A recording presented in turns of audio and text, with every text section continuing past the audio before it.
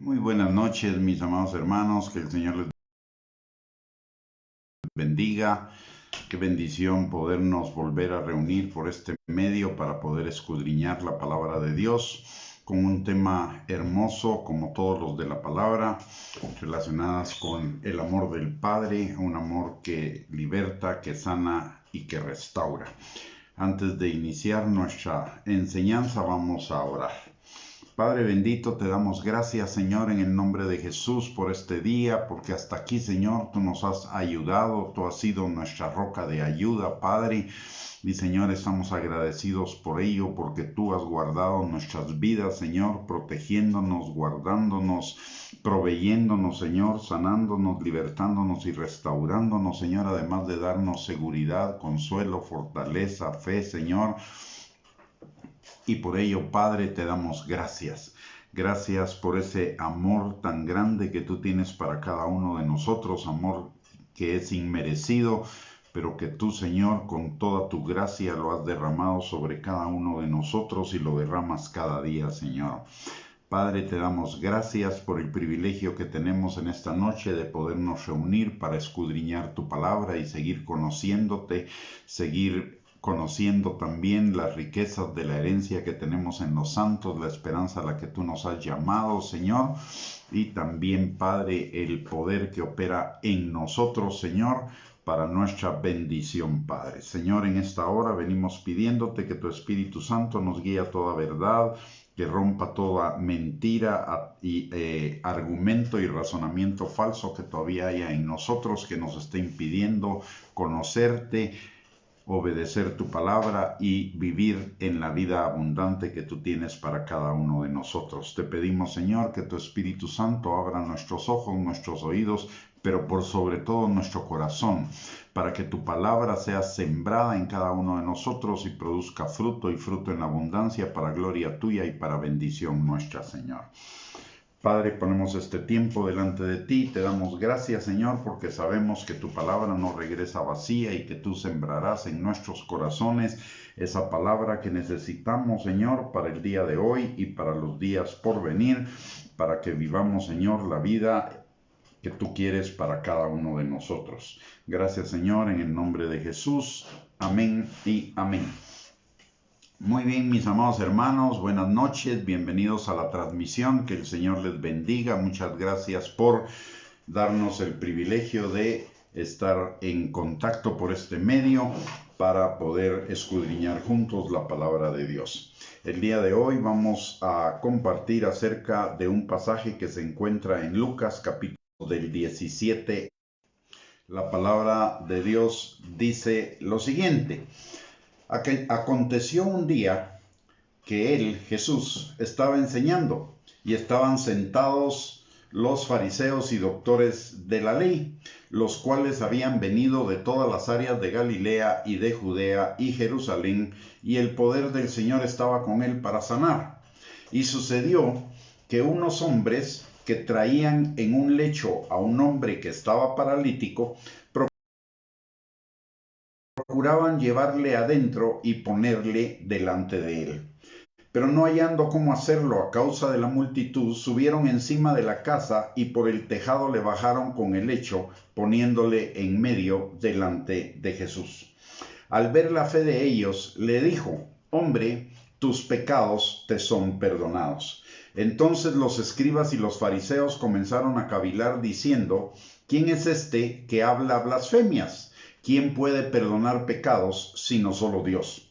Jesús entonces, conociendo los pensamientos de ellos, respondiendo les dijo: ¿qué caviláis en vuestros corazones? ¿Qué es más fácil decir: tus pecados te son perdonados, o decir: levántate y anda? Pues para que sepáis que el Hijo del Hombre tiene potestad en la tierra para perdonar los pecados, dijo al paralítico: a ti te digo, levántate, toma tu lecho y vete a tu casa.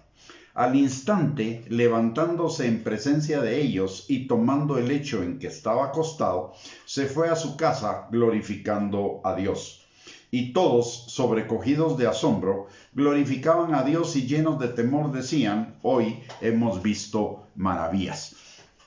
Vamos a comenzar por escudriñar cada uno de estos versículos, comenzando por el versículo 17. Jesús estaba enseñando. Y estaba enseñando frente a una buena cantidad de fariseos y doctores de la ley. Y también otras personas que habían venido de otros lados. Y la casa estaba completamente. Notemos que muchos de los fariseos y de los escribas estaban buscando ocasión contra Jesús para acusarle. O sea, eran prácticamente sus enemigos. Pero a pesar de ello, el Señor no hace acepción de personas con respecto a su mensaje. Es para que lo oigan los que quieran y los que no quieran, los que lo quieren recibir y los que no lo quieren recibir. La palabra del Señor, primero que nada, nos enseña que Él quiere que todos sean salvos y vengan al conocimiento de la verdad. Pero es obvio que Él sabe que algunos de ellos no lo serán por la dureza de su corazón. Pero recordemos algo que dice la palabra y que es importante que nosotros lo entendamos. En Isaías 55, versículos 11 y 12, dice la palabra que su palabra no regresa vacía. Hará lo que Él quiere y será prosperada en aquello para lo que la envió. El Señor envía su palabra por una de dos razones. La primera es para salvación a los que la reciban, de acuerdo a lo que nos enseña Juan capítulo 15, versículo 3, ya vosotros estáis limpios por la palabra que os he hablado, o bien esa palabra será para juicio a los que no la reciban. En Juan 12:48 el Señor también nos enseña algo y dice: el que me rechaza y no recibe mis palabras, tiene quien le juzgue. La palabra que he hablado, ella le juzgará en el día postrero. Esto tiene una importancia capital para nosotros en el sentido que debemos ser cuidadosos con la palabra que recibimos. ¿Por qué razón? Porque esa palabra, si la recibimos en nuestro corazón, va a ser para bendición, va a ser para crecer en el amor del Señor, para crecer en la vida cristiana, para madurar, para ser perfeccionados de acuerdo al propósito de Dios, conforme nos dice en Filipenses capítulo 1, versículo 6. Y dice la palabra que el que comenzó la buena obra en nosotros la perfeccionará hasta el día de Jesucristo. Entonces necesitamos estar atentos a esa palabra y no solo estar atentos, sino guardarla, meditar en ella y ponerla por obra. En primer lugar. En segundo lugar, tenemos que tomar en cuenta esto, que cuando el Señor nos pone a escuchar una palabra, es que esa palabra es la que necesitamos o vamos a necesitar en nuestra vida, por lo tanto no la deberíamos desechar, porque si la desechamos, esa palabra tarde o temprano va a servirnos o va a servir para juzgarnos. Recuerden lo que dice la palabra de Dios. Recordemos también en este sentido lo que nos enseña la palabra o la enseñanza acerca del sembrador, que hay 6 terrenos. Un terreno que es el que está junto al camino, donde cae la palabra y esa palabra es arrebatada inmediatamente por el enemigo. ¿Por qué razón? Porque no hemos puesto atención, porque estamos distraídos o porque simple y sencillamente no tenemos interés en esa palabra. La segunda es el que cayó entre pedregales, que es una palabra que recibimos inmediatamente, pero que al venir la prueba se nos olvida y volvemos a nuestros caminos que nos parecen derechos en nuestra propia opinión, pero su fin es camino de muerte y nos olvidamos de esa palabra. El tercer terreno es un terreno en el cual la palabra cae entre pedregales o entre espinos, y esa es una palabra que es atesorada en nuestro corazón, pero cuando vienen las tentaciones del mundo, los afanes de la vida, los deseos de la carne o la vanagloria de la vida, entonces esa palabra la olvidamos y seguimos estas tentaciones. Pero hay 3 terrenos buenos donde la palabra cae, 3 terrenos fértiles. Uno es aquel terreno en el cual la palabra produce a 30, otro en el que produce a 60 y otro en el que produce a 100. Obviamente con esto el Señor nos está enseñando que tengamos una actitud adecuada y correcta para recibir la palabra de Dios, que pongamos atención a esa palabra y que la guardemos en nuestro corazón, pero también que la meditemos, que busquemos las formas de ponerla en práctica o cómo aplica en nuestras vidas para que esa palabra produzca fruto para la gloria de Dios, pero también para bendición nuestra. Lo que el Señor nos está diciendo con esta enseñanza es que pongamos atención siempre a la palabra. No se trata de oír por oír, porque también la palabra nos dice en Santiago que el que escucha la palabra pero no la pone por obra se engaña a sí mismo. Entonces necesitamos poner siempre mucha atención a la palabra y llevarla delante del Señor para hacer en nuestras vidas, que es lo que quiere transformar en nuestras vidas, porque siempre el Señor nos está formando. ¿Por qué? Porque Él quiere llevar nuestra vida como la luz de la aurora en aumento hasta que el día es perfecto. Él todos los días de nuestra vida quiere llevar nuestra vida en aumento, pero nosotros necesitamos poner atención a lo que el Señor nos habla y a lo que el Espíritu Santo nos habla también. Entonces es importante que no simplemente oigamos la palabra, sino que atesoremos esa palabra. Recordemos lo que dice Josué capítulo 1, versículo 8, que son las instrucciones que Dios le da a Josué, y le dice: lee en las palabras de este libro, guárdalas en tu corazón y ponlas por obra de tal manera que todo lo que hagas te salga bien. La palabra, aunque en algunos momentos nos confronte, aunque en algunos momentos nos quiera, para corregirnos, pero siempre es por amor, para que nosotros pongamos atención en esa palabra y la apliquemos para llevar nuestra vida en aumento, como la luz de la aurora, y para que se cumplan los planes de bien y no de mal que Él tiene para cada uno de nosotros, como nos lo enseña Jeremías capítulo 29, versículo número 11. Entonces, aquí en este pasaje vemos también que el poder del Señor estaba para sanar espíritu, alma y cuerpo. Y eso sigue siendo vigente. La palabra es una palabra sanadora, liberadora, restauradora. El objeto de la palabra es precisamente eso. Recordemos lo que dice Jesús en Lucas capítulo 4, versículo 18 al 19.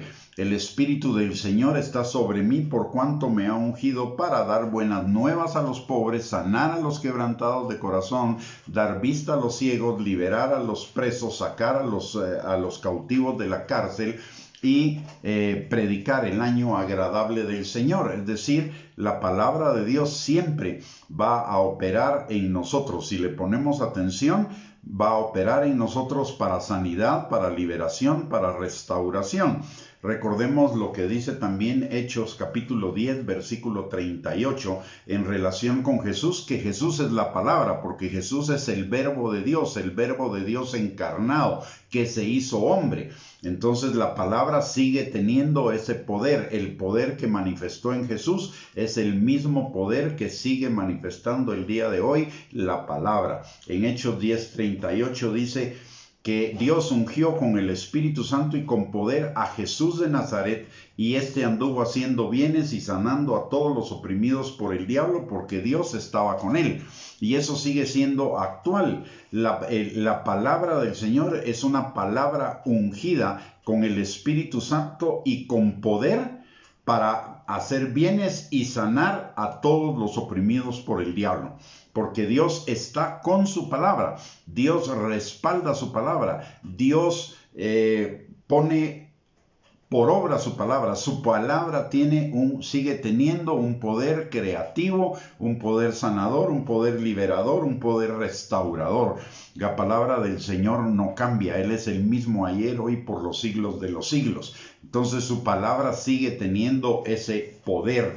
En Lucas, ya vimos en Lucas 4, 18 al 19, que la palabra del Señor es para dar buenas nuevas a los pobres, para sanar a los quebrantados de corazón, para dar vista a los ciegos, para liberar a los presos y a los cautivos y para que vivamos en el año agradable del Señor si ponemos por obra esa palabra. Ese poder sigue operando hoy, ya sea directamente o cuando leemos la palabra o bien a través de su cuerpo, la iglesia, con los dones que Él ha repartido en los miembros de la iglesia para continuar su obra. En el versículo número 19, 18 y 19 dice la palabra: y sucedió que mientras él estaba enseñando, unos hombres que traían en un lecho a un paralítico y lo procuraban llevar adentro de la casa frente a Jesús, pero como la casa estaba llena de gente, eso se volvió una tarea casi imposible. Pero estos hombres no se dieron por vencidos, sino que buscaron una alternativa, y la alternativa fue subirse al techo de la casa y bajar el lecho del paralítico desde el techo hacia donde Jesús se encontraba. Aquí, antes de entrar a lo que significó eso de que estos hombres hicieran ese esfuerzo, necesitamos ver algo que es importante para este tiempo y el tiempo por venir. Jesús estaba reunido y enseñaba en una casa. La iglesia del Señor comenzó en casas y va a terminar en casas. Debido a los juicios y a la persecución de la tribulación, y mientras nos vamos acercando a eso, vamos viendo persecución de la iglesia, impedimentos para podernos congregar en los templos. Pero tenemos una alternativa, y la alternativa es las casas. No solo en el sentido de que llegue alguien a predicar a las casas, sino que en nuestra casa cada uno de nosotros podemos hacer una iglesia para los nuestros, por lo cual necesitamos estar preparados en la palabra, preparados con el poder del Espíritu Santo. Para ello el Señor nos dio dones. Nada debe impedir que la palabra corra, que la palabra sea predicada. La palabra no es solo para predicarla en los templos, y eso lo podemos ver en este tiempo en el cual fuimos prácticamente limitados para tener nuestros servicios en los templos, pero comenzaron a surgir las alternativas para aquellas iglesias en las cuales no las habían probado. La alternativa de tener servicios en casa, la alternativa de predicar a través de estos medios, a través de Zoom, a través de reuniones virtuales. La palabra no se detiene, la palabra siempre va a ser predicada, por mucha persecución que haya. En los 2000 años del cristianismo, el cristianismo siempre en mayor o menor grado ha sido perseguido, han tratado de limitar el cristianismo a través de muchas formas.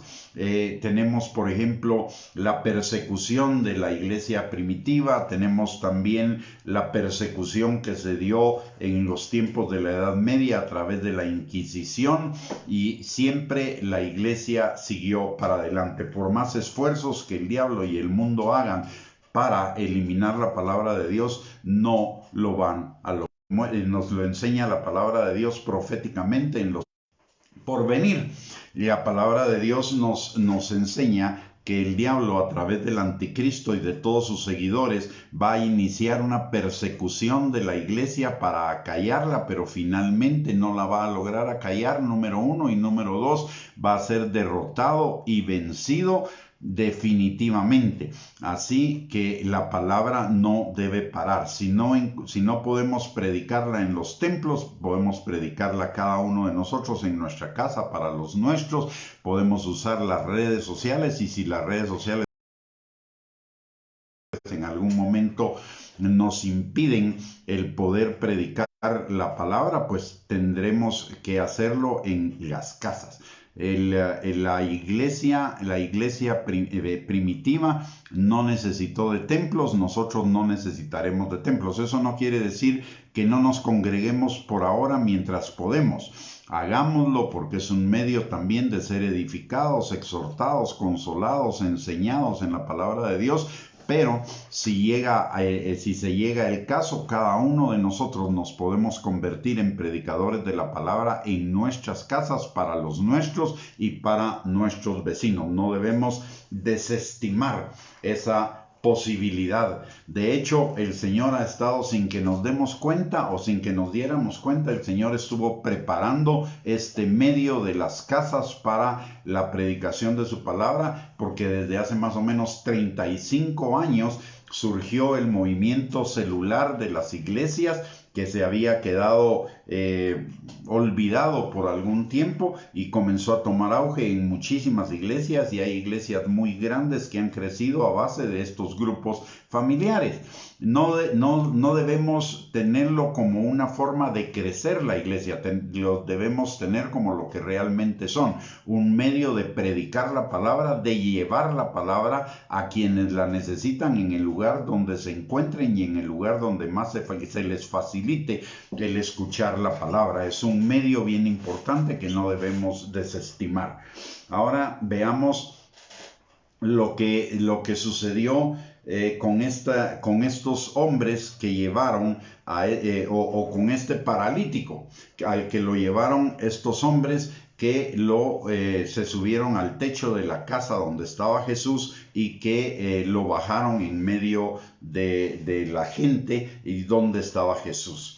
Estos hombres fueron movidos por un amor compasivo hacia su amigo el paralítico. No se dejaron vencer por los obstáculos que implicaba la sanidad de su amigo e hicieron todo lo posible y hasta lo que parecía imposible para alcanzarla.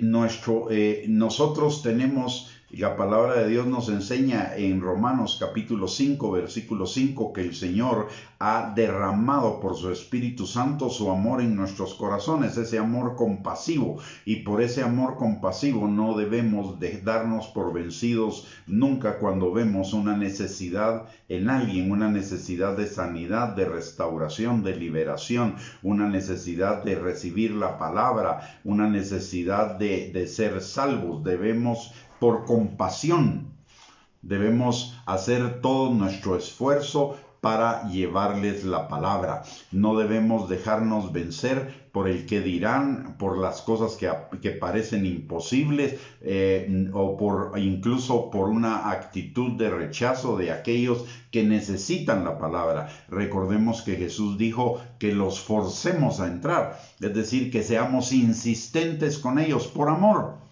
Por un amor compasivo. El amor de Cristo que mora en nosotros nos debe constreñir, dice Pablo. El amor de Cristo me constriñe. ¿Qué significa eso de que el amor de Cristo nos constriñe?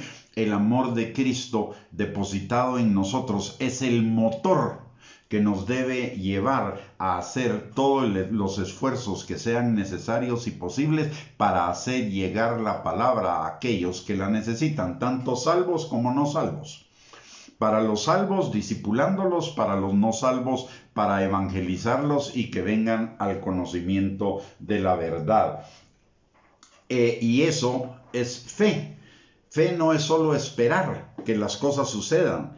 Fe es actuar sobre la base de lo que esperamos, y siempre que sea conforme a lo que dice la palabra de Dios. Estos hombres, dice Jesús, al ver la fe de ellos, es decir, ellos tenían fe, pero no una fe de esperar, de cruzarse de brazos, sino una fe que los motivó a actuar, que los motivó a llevar a ese paralítico hacia Jesús, que los movió a que, a pesar de que aparentemente no era posible llevarlo delante de él, buscaron las alternativas necesarias para poderle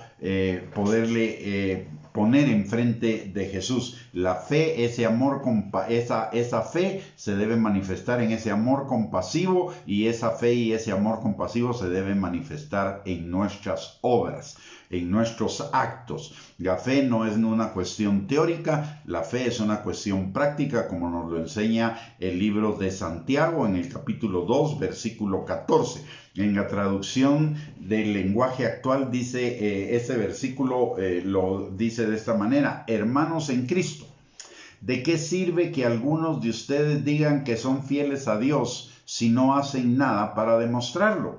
Así no se van a salvar. Otra versión, que es una versión que se llama Castellán, lo dice de esta manera: hermanos míos, ¿de qué sirve decir que somos creyentes si no corroboramos nuestra fe con nuestras obras?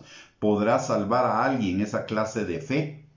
Esa no es realmente fe, una fe que no obra, una fe que no actúa, una fe que no se manifiesta a través del amor compasivo y de hacer todo lo que tengamos a la mano hacer, no es realmente fe. O es una confesión positiva o es una presunción de fe, pero no es verdadera fe. La verdadera fe nos lleva a actuar sobre la palabra que hemos recibido, sea que sea un rema en nuestras vidas o solo sea una palabra informada, pero de todos modos debemos actuar sobre esa palabra. La palabra es para obedecerla. La entendamos, no la entendamos, sea un rema en nuestra vida o no, pero esa palabra es para obedecerla siempre.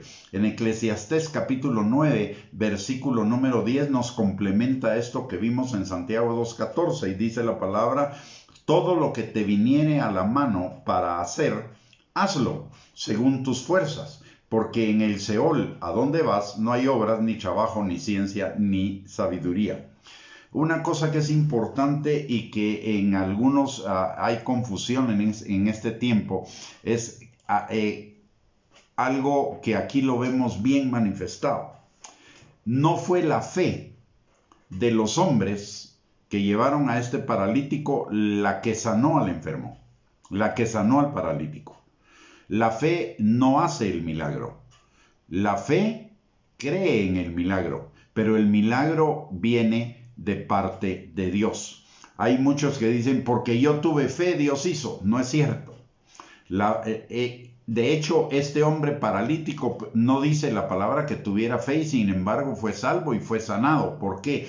Porque el sanador, el salvador, el restaurador, el libertador no somos nosotros, es Cristo Jesús. Es Dios a través de la palabra, a través del Espíritu Santo y a través de su gracia. Lo que es cierto para la salvación es cierto para todo lo demás en nuestras vidas.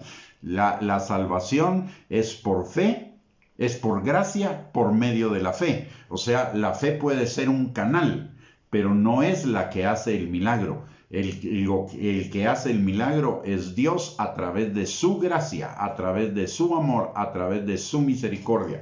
Debemos tener cuidado con eso porque cuando nosotros decimos mi fe hizo el milagro, lo que estamos haciendo es quitándole la gloria al Señor. Y la palabra de Dios claramente nos dice que Él no comparte su gloria con nadie. Esto es una sutileza, pero al final el que aparece como el héroe es uno. Y en muchas congregaciones o en muchas situaciones se da que una persona, por ejemplo, alguien ora por esa persona y esa persona sana, y entonces porque yo oré fue sana, por mi fe fue sana. No, mi fe fue algo que Dios puso en mí para hacerme partícipe de la obra que Él iba a hacer en esa persona. Mi fe no hizo el milagro. Y en otros casos, cuando el milagro no sucede, entonces le dice, es por tu poca fe. Pero la fe del otro tampoco va a ser el milagro. Tenemos que tener claro que lo que hace el milagro es la gracia de Dios, el amor compasivo de Dios por aquella persona que va a recibir ese milagro, tenga fe o no tenga fe. Nosotros solo somos instrumentos, nosotros solo somos canales de bendición, pero quien realmente produce la bendición es Dios. Y nosotros debemos tener claro eso siempre para no vanagloriarnos de algo que no nos corresponde. Toda la fe siempre debe ser para el Señor. Y la fe no es una obra para tener un merecimiento. La fe incluso es un regalo de Dios para nosotros. Puede ser el canal por el cual venga el milagro, pero nunca es el motivo del milagro. En Mateo capítulo 7, versículos del 7 al 11, nos lo enseña. Dice, pedid y se os dará, buscad y hallaréis, llamad y se os abrirá. porque todo aquel que pide y el que pide recibe y el que busca halla y el que llama se le abrirá. Y muchos nos quedamos en ese versículo y entonces pareciera que es nuestra fe la que hace el milagro, pero veamos lo que dice más adelante en el siguiente versículo. Dice: ¿qué hombre hay de vosotros que si su hijo le pide pan, le dará una piedra?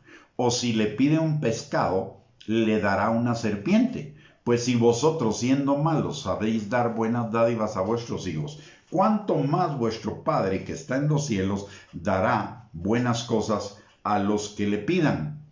Y eso nos está enseñando algo. No es nuestra fe, no es nuestra petición, no es nuestro buscar, no es nuestro tocar, que lo debemos hacer, pero no es eso lo que hace el milagro. Lo que hace el milagro es el Padre, que nos da una buena dádiva, un don perfecto. Recordemos que dice la palabra que no hay nada que nos haya sido dado que no nos sea dado del cielo. Y también en Santiago 1:17 dice que toda buena dádiva y todo don perfecto desciende de lo alto, del Padre de las luces, en quien no hay mudanza ni sombra de variación.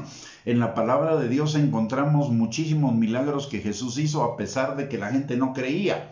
El lunes pasado compartimos acerca de una viuda que recibió el milagro de la resurrección de su hijo, pero ella no creía. Sin embargo, por la compasión, por el amor compasivo del Señor, ella recibió su milagro, porque Jesús sabía que ese era un milagro que ella necesitaba, aunque no tuviera la fe para pedirlo. O sea, no necesitó ni la fe de la viuda, obviamente tampoco la fe del muerto, porque el muerto estaba muerto, y tampoco la fe de nadie más. Fue la misericordia y la gracia de Dios. ¿Por qué? Porque Él es un Dios compasivo, es un Dios de amor, de gracia, de misericordia. Todo lo que Él hace es por gracia, no porque nosotros lo merezcamos. Es su amor. Y eso debemos tenerlo claro, un amor que sobrepasa todo entendimiento, un amor que no podemos entender. Hay milagros que no vamos a entender, pero si los ponemos en la justa dimensión de lo que nos enseña la palabra de Dios, entonces va a ser fácil entenderlo. Es simple y sencillamente el amor de Dios que por su gracia, por su misericordia, hace ese milagro por la gente que está necesitada. Y la otra cosa que debemos entender de este pasaje de Mateo capítulo 7, versículos del 7 al 11, es de que si existe alguna manera correcta de recibir un milagro de parte de Dios, sería aquella en la cual nos acercamos confiadamente a un Padre que está lleno de amor, de misericordia y de gracia, que conoce la situación y la necesidad exacta de cada uno de sus hijos y responde lo que más nos conviene. Es el amor compasivo, la gracia, la misericordia de Dios la que hace el milagro y a la que nosotros necesitamos recurrir. No es a nuestra fe, no es a nuestras habilidades, capacidades, merecimientos, es a la gracia de Dios. Por eso la palabra de Dios nos dice en Hebreos capítulo 4, versículo 16, que tenemos libre acceso al trono de la gracia para encontrar misericordia y gracia para el oportuno socorro. Ojo, entramos al trono de la gracia y la gracia significa, el trono de la gracia significa el trono de los regalos de Dios, de las buenas dádivas, de los dones perfectos que vienen como un regalo de Él, no como un merecimiento nuestro. Eso lo debemos tener siempre muy claro. Dios no está obligado a responder nuestras oraciones. Dios responde nuestras oraciones por su gracia para con cada uno de nosotros y las va a responder de la mejor manera que sea conveniente para nosotros, para llevarnos a ese mejor futuro y a ese cumplimiento de sus planes de bien y no de mal. Dios no está para atender nuestros caprichos, para atender nuestros deseos egoístas. Dios está para llevarnos al cumplimiento de su buen propósito para nosotros, que es la vida abundante, que es el carácter de Cristo, que es la santificación, que es la vida eterna, que tengamos vida eterna en Él. Y en este pasaje, ya para entrar en ese amor que sana, liberta y restaura, vemos que el hombre paralítico no tuvo fe, pero a pesar de ello recibió salvación, sanidad, liberación y restauración. Jesús no lo sanó inmediatamente. Jesús se dio cuenta, y ahí es donde está la soberanía de Dios, la omnisciencia de Dios, que a veces no nos da lo que queremos, sino lo que necesitamos. Lo que este hombre necesitaba más antes que su sanidad era su salvación. Y por eso Jesús le dice, tus pecados te son perdonados. Y en ese tus pecados te son perdonados. Hay liberación, hay sanidad y hay restauración. Liberación del poder del pecado. Liberación del poder de la muerte. Liberación del poder de las tinieblas sobre ese hombre. Hay sanidad por cuanto su espíritu que estaba muerto nace de nuevo. Y hay restauración en el sentido de que al tener una nueva naturaleza, al resucitar su espíritu, tiene una nueva naturaleza, y esa nueva naturaleza lo va a llevar a tener una vida conforme, lo va a guiar a tener una vida conforme al propósito de Dios, una vida abundante. O sea, en la salvación siempre hay liberación, hay sanidad y hay restauración. Pero además de ello, luego de que el Señor lo liberta de sus pecados, le da la salvación, el Señor le dice, levántate, toma tu lecho y vete a tu casa. Es decir, el Señor obró aunque sea redundante, obró una obra completa de sanidad, de liberación y de restauración en su espíritu, en su alma y en su cuerpo. Y el Señor quiere hacer lo mismo con cada uno de nosotros. Y el Señor lo va a hacer. En este hombre comenzó el proceso en ese momento, pero ese proceso es un proceso continuo. El Señor lleva nuestra vida en aumento como la luz de la aurora. Lo que Él inicia lo perfecciona cada día hasta el día de Jesucristo, y lo hace por su gracia. Y este hombre no solo recibió la sanidad de su espíritu, sino de todo su ser completo. Y la palabra dice que al instante, levantándose en presencia de ellos, se fue a su casa, glorificando a Dios. El amor para con nosotros no sabe ni puede darnos dádivas imperfectas. Sería una negación de sí mismo, porque Dios es perfecto. Si Él no nos puede dar nada a medias, lo que Él comienza, Él lo perfecciona. Lo que sucede es que a veces los milagros que nosotros recibimos de parte de Dios no son milagros inmediatos, sino son procesos. Dios al final no es un Dios de eventos, Dios es un Dios de procesos. Y vemos en toda la Biblia es un proceso, el proceso de la redención del hombre, el proceso de la labor de Dios, del trabajo de Dios, de la obra de Dios para restaurar al hombre. Es un proceso, y Dios obra a través de los procesos en nuestras vidas. Muchos de nosotros pretendemos que todo lo que Dios hace en nuestras vidas sea un evento, algo de una sola vez, pero muchas veces no es un evento, es un proceso. A veces sí son eventos, pero la mayor parte de las veces van a ser procesos, y nosotros debemos mantenernos firmes en ese proceso. Necesitamos mantenernos firmes en ese proceso para experimentar la bendición del proceso plenamente, porque si no estamos conscientes del proceso, ¿sabe qué? El Señor lo va a concluir, porque Él dice en su palabra, en el Salmo 138:8, que Él cumplirá su propósito en nosotros. ¿Eso qué significa? Con nosotros, sin nosotros o a pesar de nosotros. El problema no es de Él, Él va a cumplir su propósito. El problema es nuestro, porque vamos a ver el cumplimiento del propósito del Señor de todos modos en nuestras vidas, pero el camino de ese propósito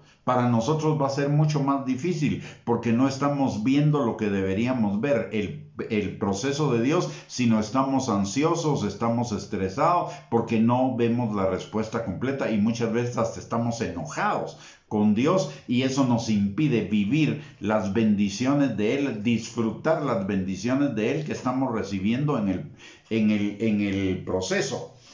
Es como cuando uno viaja de un lugar a otro. Uno puede tener dos actitudes en ese viaje. O está pendiente de la meta y no disfruta del camino, o disfruta del camino hasta llegar a la meta. Lo que el Señor quiere de cada uno de nosotros es que disfrutemos el camino, disfrutemos las bendiciones de Él en el camino hasta llegar a la consecución del propósito, hasta llegar a la meta. El Señor, el amor de Él para con nosotros es un amor tal que Él no puede hacer nada imperfecto. Lo vuelvo a repetir. ¿Por qué? Porque Él es un Dios perfecto y todo lo que Él hace, lo hace perfecto. De hecho, la palabra de Dios nos advierte de eso para que no nos desanimemos en los procesos del Señor. Dice la palabra en Eclesiastés 3:11, que todo tiene su tiempo debajo del sol y que Él hace hermosas todas las cosas en su tiempo, no en el nuestro. Él lo va a hacer. Lo va a hacer hermoso, lo va a hacer perfecto. Lo que nosotros necesitamos es confiar en Él y caminar con Él en el proceso. No ponerle resistencia al propósito o al proceso. El Señor de todos modos va a seguir el proceso. Pero si yo le opongo resistencia al proceso, el proceso para mí es doloroso. En tanto que si yo me uno con el Señor en el proceso, voy a disfrutar el proceso tanto como la meta, como haber alcanzado la meta. Necesitamos entender esto, mis amados. El amor del Señor es un amor perfecto. El amor del Señor es un amor que, aunque no entendamos en medio de las circunstancias, siempre está obrando perfectamente a nuestro favor para que nosotros alcancemos lo mejor en Él. Esa vida plena, esa vida abundante, esa vida próspera, esa vida de bienestar y después la vida eterna. El amor del Señor es un amor compasivo, es un amor perfecto, es un amor eterno, infinito, que tiene manifestaciones que nosotros no entendemos, pero que siempre van a obrar a nuestro favor. Por eso la palabra de Dios dice en Romanos capítulo 8, versículo 28 al 29, que todas las cosas obran para bien de los que amamos a Dios. Esto es, aquellos que conforme a su propósito fueron llamados para que el carácter de Cristo fuera formado en ellos. Y eso somos todos los creyentes. Entonces, no nos afanemos, no nos estresemos porque no vemos los resultados que queremos. Porque si nos ubicamos en el perfecto amor del Padre para con cada uno de nosotros, en la perfección del Padre que Él es, podemos tener la plena certeza y seguridad que en medio de las circunstancias el Señor siempre va a obrar lo mejor para nosotros y vamos a alcanzar lo mejor para nosotros, como sucedió con este paralítico. Quizá el paralítico iba con la expectativa de ser sanado. Y sin embargo, lo primero que sucede con él es que no es sanado, es salvado. El Señor le dio algo mejor de lo que estaba esperando. Y después le dio la sanidad. No fue ni como los amigos esperaban seguramente, ni fue como el paralítico esperaba, pero fue perfecto de acuerdo al plan de Dios. Y no solo le dio lo que esperaba, sino que le dio mucho más de lo que esperaba. Es como los 10 leprosos. Jesús sana 10 leprosos, los manda al templo para que se presenten delante del sacerdote y certifique que ya estaban sanos y en el camino son sanados, pero solo uno regresó. Y el que regresó, ¿qué sucedió? El que regresó, además de ser sano, recibió salvación. Los otros solo recibieron su sanidad. ¿Por qué? Porque no tuvieron un corazón agradecido, no tuvieron la paciencia de ver un proceso de parte de Dios para sus vidas. Probablemente pudieron haber sido salvos más adelante, pero en ese momento no lo fueron. ¿Por qué? Porque ellos solo vieron el evento de su sanidad, mientras que el que regresó vio un proceso de Dios en su vida, regresó a darle gracias y que recibió ganancia, porque además de la sanidad recibió la salvación. Entonces nosotros debemos estar siempre conscientes, o necesitamos, más que debemos, estar siempre conscientes que el amor del Padre es un amor perfecto. No cuestionemos. El cuestionar el amor del Padre opera en nuestro perjuicio en lugar de nuestro beneficio. No porque Dios no vaya a cumplir. Dios va a hacer lo perfecto para nosotros, pero nosotros vamos a sufrir el proceso. Para no sufrir el proceso necesitamos entender que el amor del Padre para con cada uno de nosotros es un amor perfecto. Es un amor que siempre va a hacer lo mejor para cada uno de nosotros, no en nuestro tiempo, pero sí en su tiempo, y su tiempo es perfecto. Y el Señor todo lo que permite en nuestras vidas es por amor, para que obre para bien de nosotros. El Señor ya la palabra de Dios nos lo dice claramente. Si Él ya nos dio a su Hijo, ¿cómo no nos dará con Él todas las cosas? Pero el Señor tiene propósitos que van más allá de la temporalidad de los nuestros. El Señor tiene propósitos de largo plazo, y todo lo que Él hace, lo hace pensando en ese largo plazo. El Señor no es cortoplacista. El Señor es un Señor que piensa en la eternidad. Todo lo que el Señor piensa al respecto de nosotros es la eternidad. Recordemos que esta vida es temporal, esta vida no va a durar siempre. Esta vida tiene un tiempo de finalización, y todo lo que Dios hace en nosotros en esta vida es por amor, para llevarnos a la eternidad, a la mejor eternidad con Él, a una eternidad plena, a una eternidad como su novia. Entonces, si nosotros, por eso dice la palabra en Primera de Juan capítulo 4 versículo 18, una de las razones por las que lo dice: el perfecto amor del Padre echa fuera todo el temor. Cuando yo estoy consciente, cuando yo estoy viviendo ese perfecto amor del Padre, cuando sé que el amor del Padre es perfecto, aunque no haga las cosas como yo quiero, pero las hace de la mejor manera para mí, para cumplir sus mejores planes para mí. Cuando vivo de esa manera, entonces voy a disfrutar el proceso.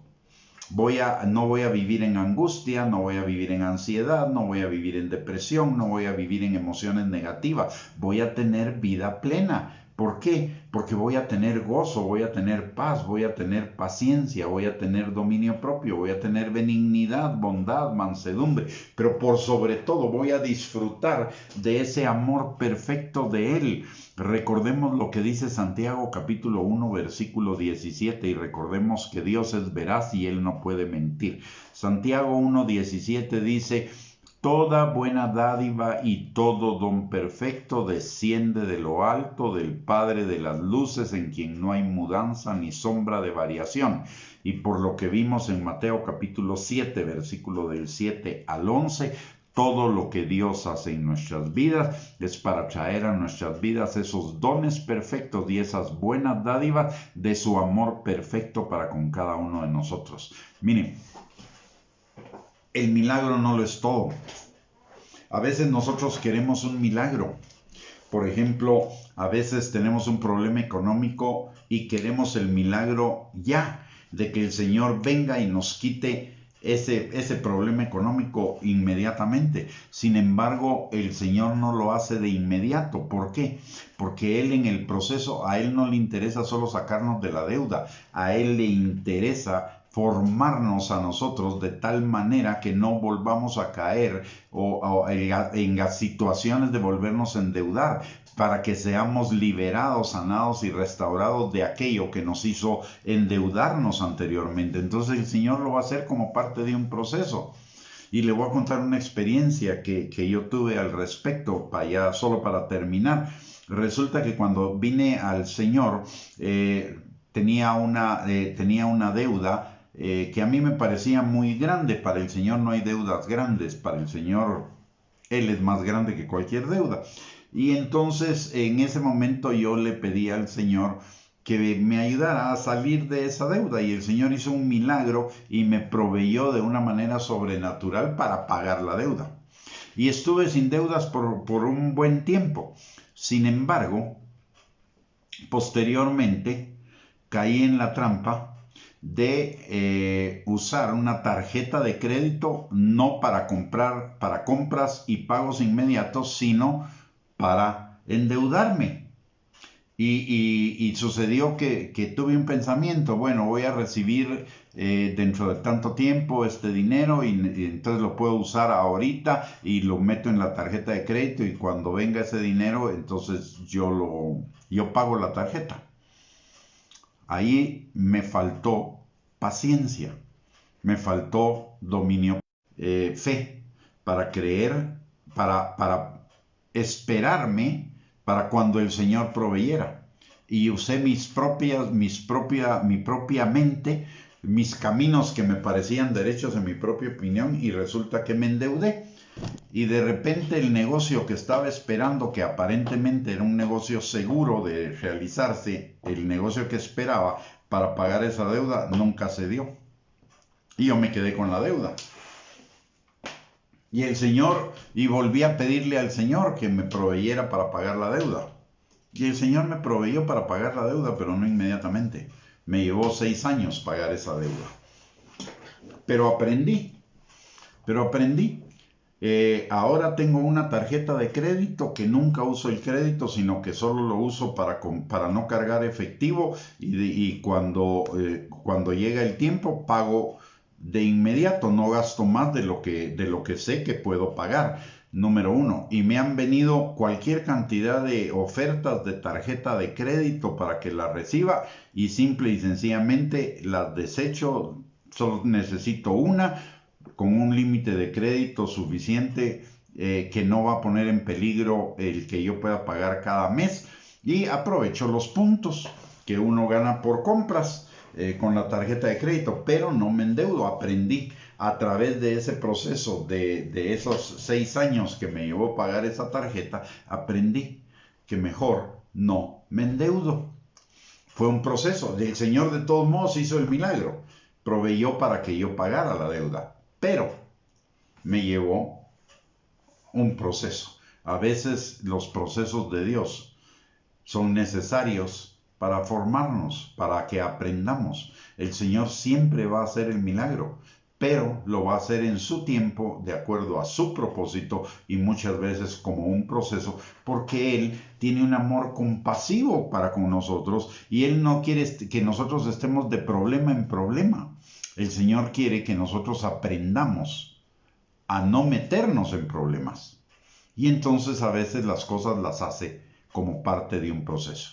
Pero siempre su amor es compasivo, su amor es liberador, sanador y restaurador.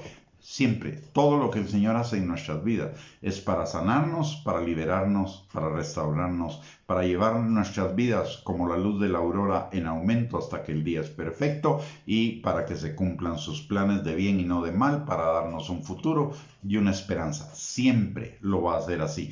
Entendamos ese amor compasivo, ese amor formador, ese amor disciplinario, ese amor perfecto que Él tiene para cada uno de nosotros y entendamos también el objetivo del amor del Padre, que es llevarnos a la mejor vida posible, no a hacernosla como nosotros quisiéramos, no hacernos la vida necesariamente fácil o feliz, hacernos nuestra vida plena.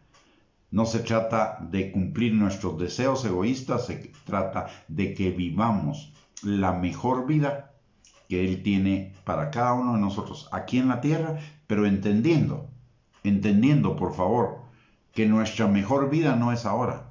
Nuestra mejor vida está por llegar. Lo que aquí estamos viviendo son las primicias de lo que viviremos en la eternidad. Y la eternidad es total y completamente perfecta de una manera que nosotros no nos imaginamos. Apenas podemos como arañar un poquito de lo que es esa eternidad cuando la palabra nos dice que no habrá más lágrimas, ni más dolor, ni más tristeza, ni más pecado, ni más problemas, y que estaremos en la presencia del Señor y que será una vida perfecta, pero no podemos dimensionar porque nuestra cabecita todavía no alcanza para dimensionar esa perfección, esa magnificencia de la eternidad que Dios está preparándonos para vivirla en su momento. Así que confiemos plenamente en ese amor del Padre, que es un amor no que atiende nuestros caprichos, sino que es un amor que sana, que restaura, que liberta, que nos da seguridad, que nos da fortaleza, que nos da confianza, provisión y que nos prepara y nos forma para una vida más plena. Podemos confiar plenamente en el amor del Padre, porque todo lo que el Padre hace es perfecto. Y si confiamos plenamente en ese amor, vamos a vivir libres de estrés, libres de ansiedad, libres de depresión y libres de cualquier emoción negativa, para vivir plenamente en el amor, el gozo, la paz, la benignidad, la bondad, la fidelidad, la mansedumbre, la templanza y la paciencia. Y eso va a ser nuestras vidas plenas.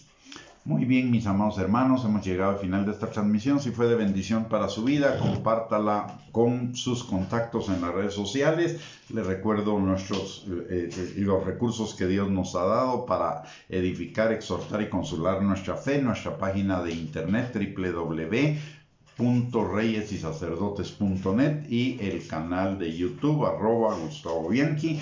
Acceso totalmente gratuito para bendición suya y bendición del cuerpo de Cristo.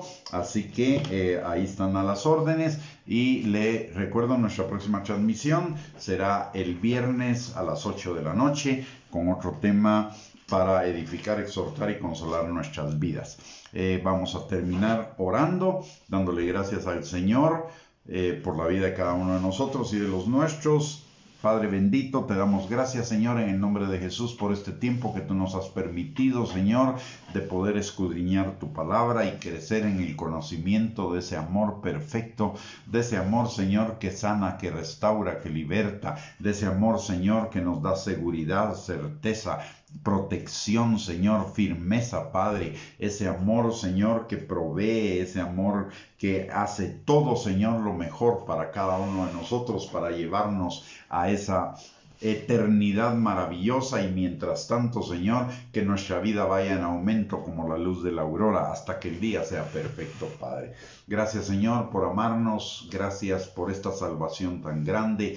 Gracias, Señor, por abrir nuestros ojos a ese amor, a esa anchura, longitud, profundidad y altura de tu amor, Señor, que excede a todo conocimiento, que es un amor perfecto, eterno e infinito, Padre. Señor, te pedimos en el nombre precioso de Cristo Jesús que esta palabra quede establecida en nuestros corazones, sellada como con fuego, Señor, por tu Espíritu Santo, y que se haga vida en nuestras vidas, Señor, y que sea una roca firme en la cual estemos parados en tiempo, Señor, en que las cosas no sean como nosotros quisiéramos, pero que, sabiendo que tú harás obrar todas las cosas para bien nuestro, Padre. Señor, también te pedimos en esta hora que tu mano poderosa esté sobre nosotros y cada uno de los nuestros, sanando, restaurando, liberando, fortaleciendo, proveyendo, Señor, dando seguridad, Señor, a cada uno, Padre, y que tú cumplas tu buen propósito en la vida de cada uno de nosotros, Padre.